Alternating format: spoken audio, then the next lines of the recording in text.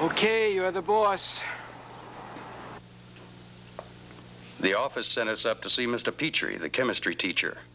He had an open period, so I figured he had plenty of time to talk with us. Bruno may not have been the brightest guy in the department, but he was a good man to have around. May I help you? Morning. I'm Lieutenant Grumman. This is Sergeant Bruno. I think you know why we're here. The place looked real nice. It was all neat and orderly. Clean floors and uncluttered tabletops. The guy even had safety posters on the walls. Hard to imagine an accident happening here. It's very rare. But you know, a chem lab can be a dangerous place. There are hazards everywhere. You're kidding. Where? Let me show you around. Lieutenant, can I talk to you a second? Not now, Bruno. I'm busy. Still busy. You see this? Yeah. Nitric acid. 1 drop can burn a hole through your skin. Hydrochloric acid. Breathe too much of the fumes, and you could end up with permanent lung damage. And in here we have white phosphorus. Handle this the wrong way, watch out. Sodium. Mix this with water, boom. Typical chem lab has hundreds of different chemicals in it. If you're not careful with them, use some the wrong way, mix two that shouldn't be mixed. Yeah. I see what you mean. Mr. Petrie told us how each and every chemical in his lab had been completely and properly labeled and stored in the proper manner. Flammable and volatile liquids were placed in a special storage cupboard. Caustic materials were on the lowest shelves, less chance of their falling, but they were off the floor in order to avoid contact with water. Incompatible chemicals, those that should be separated, were in different storage areas. It may have been a high school chem lab, but I could see this wasn't kid stuff. Then there are all the other dangers. There's more? Afraid so. Smell a chemical the wrong way, you could be out for the day.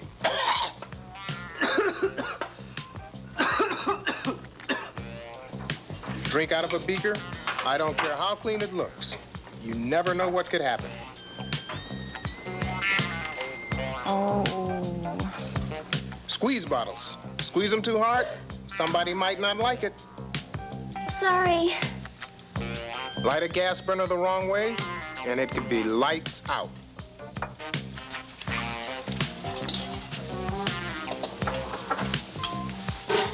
Hey, you got some matches? Oh, no, sorry. Rebecca, you got some matches? Oh, no, I'm sorry. Hey, you got some matches? Yeah. Here. Hey, thanks a lot. Yeah.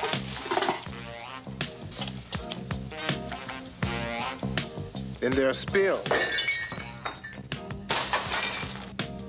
And slips. And falls. This place is a death trap. No, not at all. It's perfectly safe, as long as you pay attention and do things the right way. It's like I always tell my students, be alert and proceed with caution. Makes sense. While it's extremely unlikely, accidents can happen and people can get hurt. And they must take the proper precautions to see that they don't. Like what? Like coming to class prepared for lab work. That means tying back long hair so it doesn't get in the way. Rolling up long shirt sleeves for the same reason. Removing loose and dangling jewelry. Shoes are important. Students should never wear sandals or other open-toed shoes. Using a lab apron is always a good idea. It not only protects clothing, but the skin as well.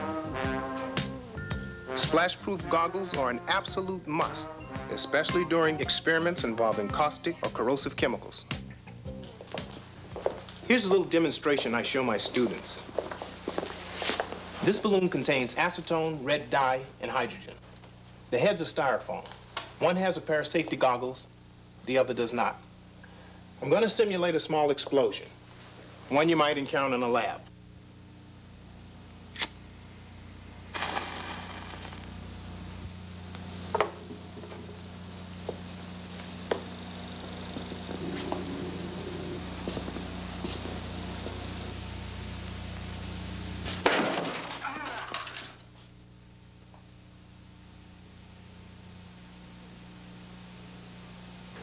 If this were a kid, he'd probably be blind.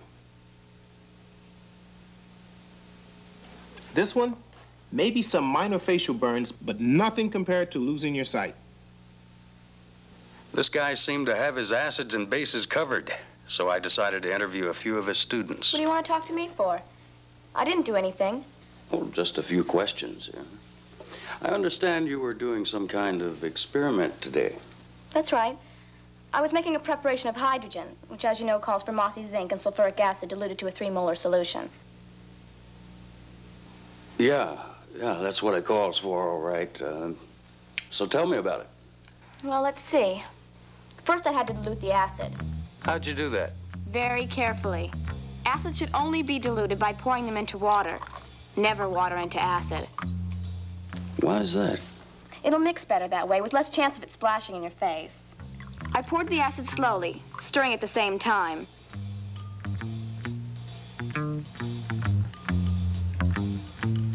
Then I rinsed the stirring rod in water and placed it on the bench. You're not going to believe this, but once I saw a guy put a stirring rod in his mouth. A good rule in the lab is to put nothing in your mouth. You should never touch the chemicals with your hands, either. How do you know you were diluting sulfuric acid and not something else? Mix-ups can happen. That's why everything we use is labeled. And then we check and double-check those labels before we use them. It's kind of like what Mr. Petrie's always telling us. Be alert and proceed with caution. Yeah, I've heard that. I figured it was time to give the kid a quick test. So what would you have done had you spilled some of that? Spilled acid can really be dangerous and should be cleaned up right away. The best thing to use is a sodium bicarbonate solution, which Mr. Petrie keeps handy whenever we're working with acids.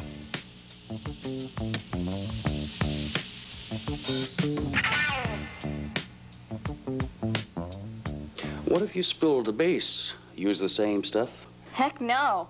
If you spill a base, you should clean it up with a vinegar solution. That's an acid. You see how it works? If you spill an acid, you clean it up with a base. If you spill a base, you clean it up with an acid. Okay.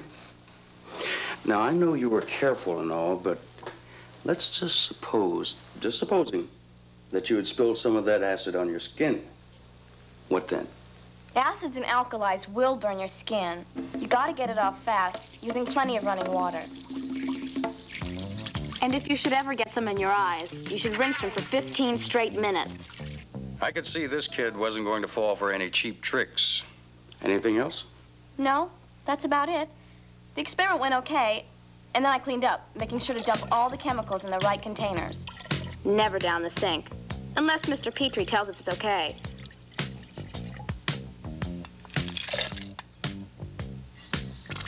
And then I cleaned everything I used and put it back in its proper place. Okay, kid, you can go. That's it? I'm off the hook? Yeah, you're clean. Great. It was time to move on to somebody else. Lieutenant, can I talk to you for a second? Not now, Bruno. I'm busy. I understand you were working with a gas burner today. That's right. Pretty dangerous, isn't it? Well, it can be if you don't know what you're doing, but Mr. Petrie gave us complete instructions. Go on. Well, the first thing I did was to make sure that the burner hose was properly connected to the gas jet and not the compressed air outlet. Then I lit the match first, and then turned the burner on. You gotta remember to light the match first, otherwise gas could build up in the air. Then I made sure to throw the match into the right container and not the wastebasket. What would you do if there were some volatile materials around, like alcohol or ether? Well, I make sure there's none of that around before I light the burner. Okay. So what happened next?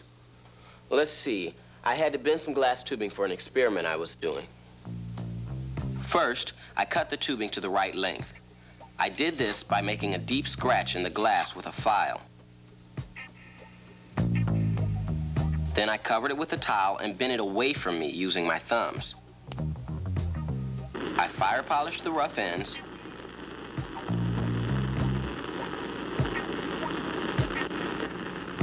Then I heated the bend spot with the tip of the flame and bent it away from me.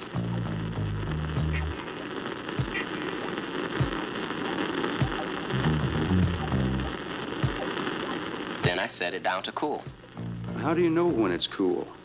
Well, you can't tell by looking at it. A good way to tell is to bring the back of the hand down just above it. What'd you do with the tubing? I was setting up an experiment, and I needed to run it into a rubber stopper. Sounds like that could get tricky. Yeah, it can be. What you have to do is lubricate it first. Glycerin is best. Then you use a towel to protect your hand and insert the tube slowly using a rotating motion. You gotta be real careful. The stuff breaks easy. Then what? I had to heat some chemicals in a test tube.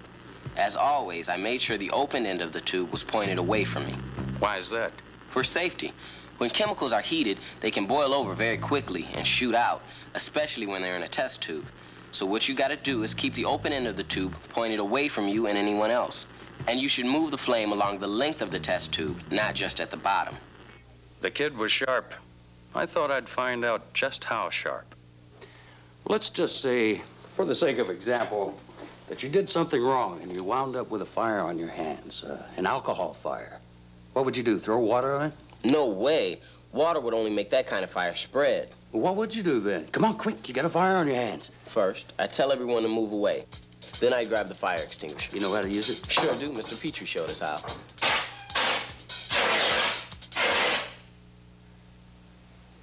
And what if someone's clothing caught on fire? Would you use the fire extinguisher? Oh, no. A fire extinguisher should never be used on a person. Then what would you do? I'd smother it using the fire blanket. Located where? Right over there.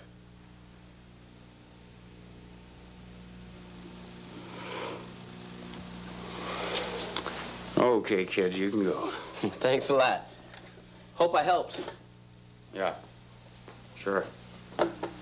It was one dead end after another. The first case I couldn't figure.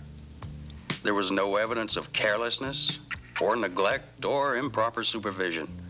The accident just should not have happened. Okay, I give up. I just can't figure it. You and your students are doing everything right. What are we doing right? Everything. Your lab is clean and well organized. Your chemicals are properly labeled and stored. Your students know how to dress for lab work. They wear safety goggles and aprons. They know how to handle chemicals, how to use a gas burner, how to work with glass. They know what to do in emergency situations. I don't get it. How could there have been an accident here? Accident? What accident? The lab accident here at Jefferson High. This isn't Jefferson High. What'd you say? I said this isn't Jefferson High. Is that right, Bruno? This isn't Jefferson High? It sure isn't, Lieutenant. That's what I've been trying to tell you. Good talking to you. Anytime, Lieutenant. Come on, Bruno, let's go to Jefferson High. Okay, boss.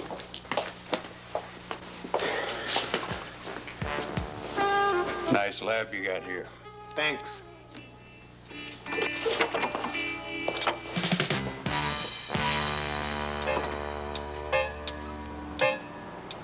Like I was saying, Bruno may not have been the brightest guy in the department, but he was a good man to have around. Don't go away now. There's a test coming up. No, you won't be graded. You might even have a little fun with it. Okay, here goes. All the questions are true and false, and they come from the film you've just seen. So grade yourself. Spills can cause accidents, and they should be cleaned up at the end of each period. The answer is false. Spills should be cleaned up immediately. You should smell a chemical by placing your nose directly above the test tube. That's false. You should never smell a chemical directly. It's okay to drink out of a beaker as long as it's clean. Again, the answer is false. You should never drink out of a beaker or other lab containers. Splash-proof safety goggles should be worn at all times. The answer is true, because you never know when an accident might happen. Long hair should be tied back, as it is more stylish that way. That's false. Long hair should be tied back to keep it out of the way. Lab aprons should be worn to protect clothing and skin. The answer is true. Acids should only be diluted by pouring them into water, never water into acid. The answer is true. If you spill an acid, it should be cleaned up with a base.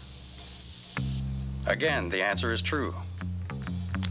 When lighting a burner, you should strike the match before you turn the burner on. The answer is true.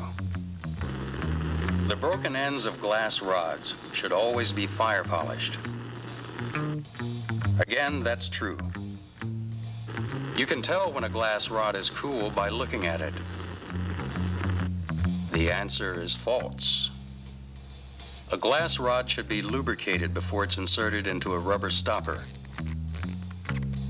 The answer is true. When heating chemicals in a test tube, the open end of the tube should be pointed away from you and anyone else.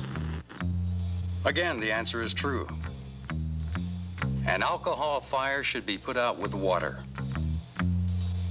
The answer is false. An alcohol fire should be put out with a CO2 fire extinguisher. Hope you did okay. See you around sometime.